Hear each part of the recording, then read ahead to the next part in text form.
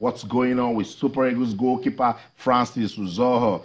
He has gone on loan to Cyprus. I think that's former Shehu Abdullahi's team. And I thought it's from Augusta. It's team formed in 1911.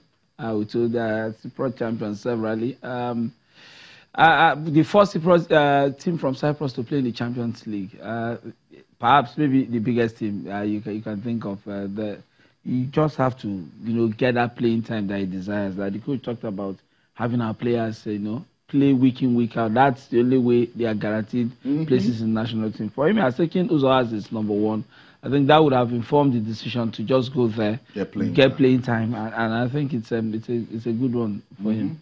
So that's it. It's information that you can use. Super Eagles goalkeeper Francis Uzo, he has joined Cyprus Giants and Atosis Famagusta on a 6-month loan from Spanish side Deportivo La Coruna. Uzo moves in search of top-flight football ahead of the 2019 Africa Cup of Nations. The 20-year-old spent first half of the season at Elche, where he made 11 appearances for the Spanish second-tier club in all competition. Also, Daniel Camapign leaving Chippa United to Kaiser Chiefs. So that's a huge move. Somebody will be like, in his career. Very big, very big. There are two teams in South Africa that each time they play, they call it the Soweto Derby. That are you chief for your private. Interestingly for them, the way the derby works in South Africa, on a match day, where you had the Soweto Derby, if you play for say Super Sports or any other, it pales to insignificance. That are you are a chief or you're a pirate, and that's how big the derby. It's one of the big derbies around the world, and I think it's a huge leap for him in his career. And I didn't see that. I love it. The goalkeeping department is getting competitive. Dele Alampasu is also doing well at his club. So Ghana Raw, we look back, and now it's not a matter of, this is confirmed for this person. I'm sure he's going to work on current form. So all the best to Francis Uzo, all the best to Daniel Camapign, who is also having a new challenge with his football. Let's wish them well. They are our Nigerian brothers. Let's get on with the show now. Talk about the CAF Under-20 AFCON. Nigeria missed out of the last edition, Alfred. And when we qualified, right straight up, you see, the thing about being a Nigerian is we love winning. So Coach Paul Aigbogun says, don't put pressure on the team. Let's just take you one step at a time. And I think that's a good approach. That's making it to the World Cup for this set of players is winning your first 2 matches. Yeah. By the time they have Burundi to contend with tomorrow. After that, they play, is it South Africa or Niger? A team that for the Nigerians, they met them in the Wafu Cup. It ended in the draw.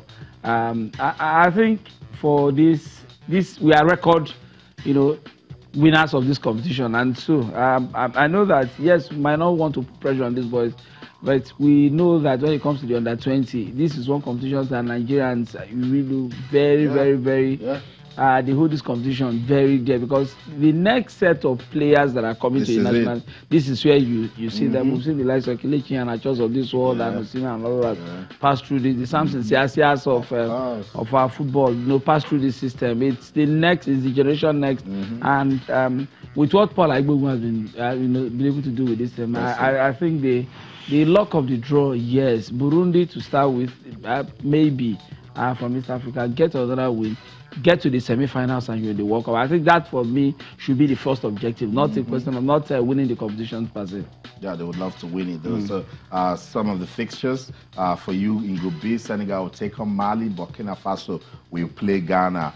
The Flying Eagles, they are making a return to the AFCON Under-20. And then Coach Paul Aigbogun boys will start off with Burundi tomorrow, while the host country, Niger, will lock horns with South Africa. The team's target from this 8-nation tournament is to qualify for the 2019 FIFA Under-20 World Cup that will take place in Poland from May the 23rd to June the 15th this year. So it's very important. 4 available tickets up for grabs by the 2 top teams in Group A and B. Shouldn't be any sort of form of problem for the Flying Eagles, judging by what we saw from the qualifiers. But football is funny. And that's why Coach Paul Aigbogun said, don't put anybody under pressure.